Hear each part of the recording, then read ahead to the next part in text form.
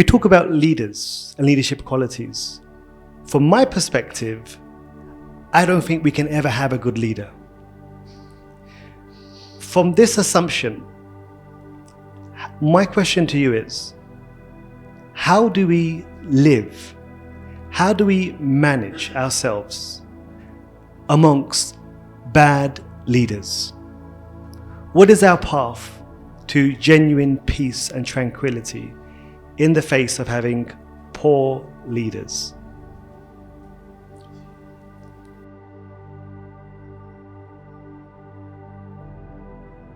Thank you for your question.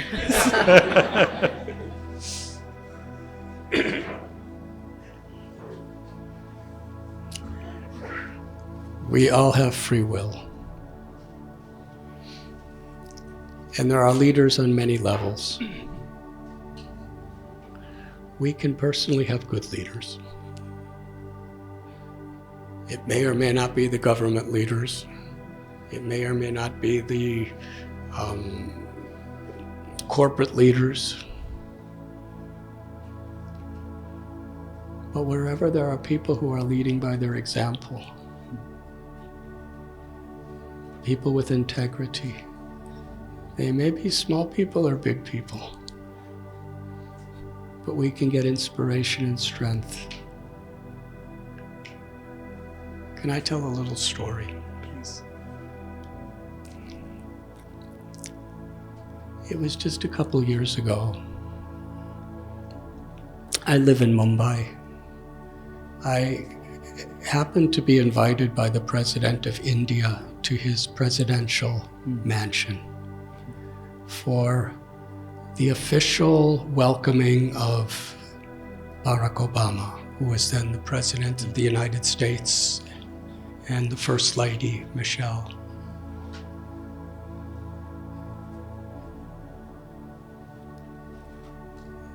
The environment was really high security.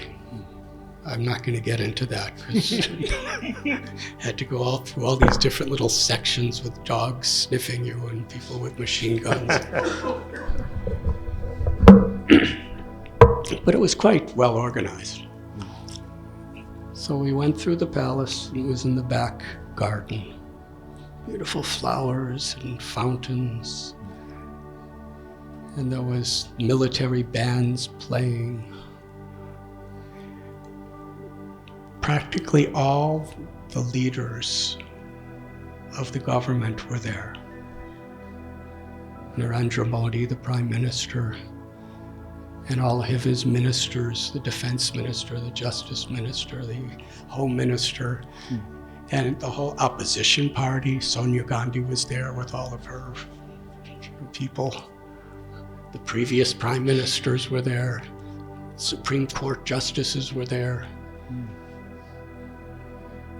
And I was among maybe a couple hundred people who were also there. And I was wondering, what am I doing here? What am I to learn from this experience? What is it about this experience that I'm having that I can share something valuable with the people of the world? Because I don't want to just go around and say I was there, because Swamis aren't supposed to do that. What could I learn here? Everyone was just kind of shaking hands and talking, and a few people were there, giving some short talks. And I was offering this little prayer. What am I supposed to bring from here to share with the world? Then something happened. It'll sound really common to you, but it was really incredible to me. Can I tell? I was kind of bored.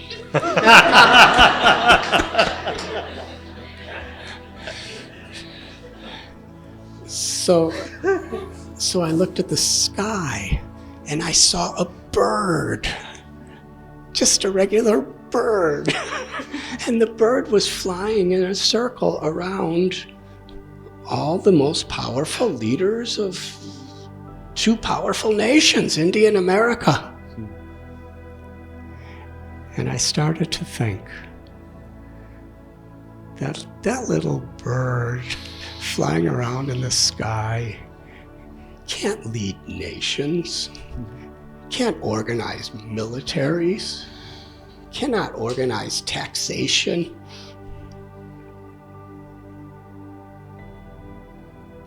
But then I was thinking, all these great government leaders, they can't fly in the sky. That bird can do what none of the others could do.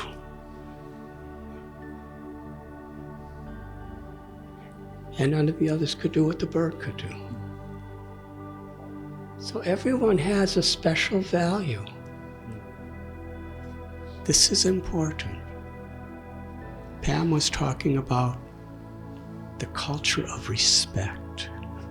Sri Chaitanya said, amanina manadena.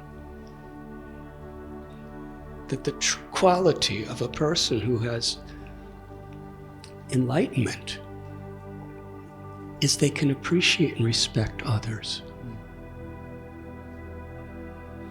When I was looking at that bird, I was reflecting on my own body because it was pretty cold that day and I was just dressed like this. And I was thinking, this little body of mine, there's so many organs in it. And each organ is a different color and a different shape and has its own particular function. The kidneys cannot do what the liver does, and the liver cannot do what the lungs do, and the lungs cannot do what the eyes do, and the eyes cannot do what the heart does.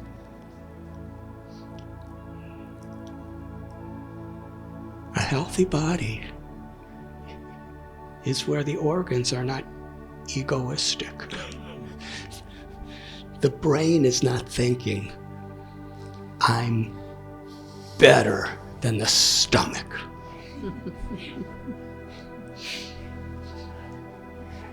And the stomach's not thinking, I'm better than the mouth. Because everyone is dependent on each other. Even if the brain thinks, I'm better than the little toe, if the little toe has trouble, the brain's really miserable. Yes? If any part of your body's in pain, you can't be thinking, well, I just broke my finger and it's dislocated, but my ears, I'm hearing nicely. It's not like that.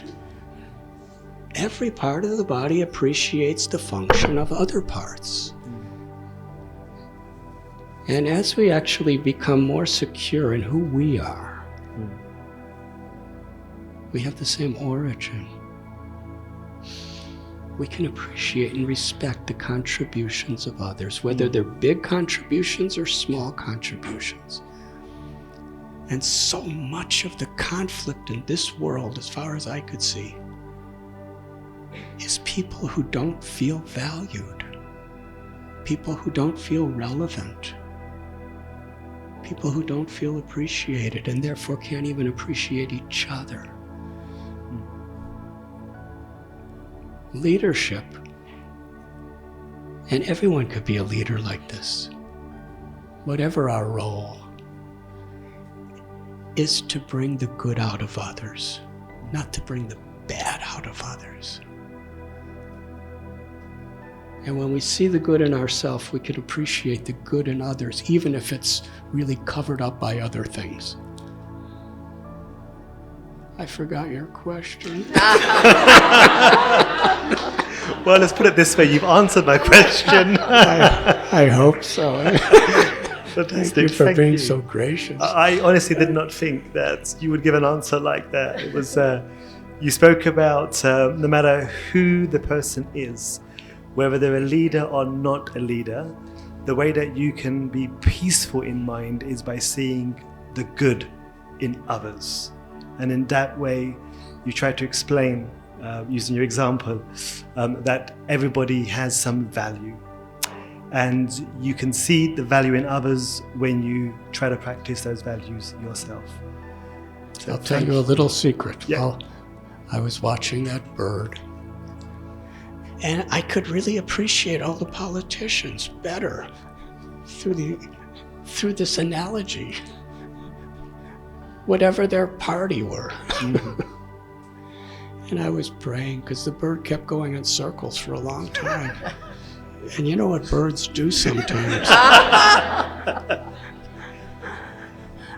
I felt this compassion awaken in my heart. I was praying, please, bird, please, God, don't let that bird do it on.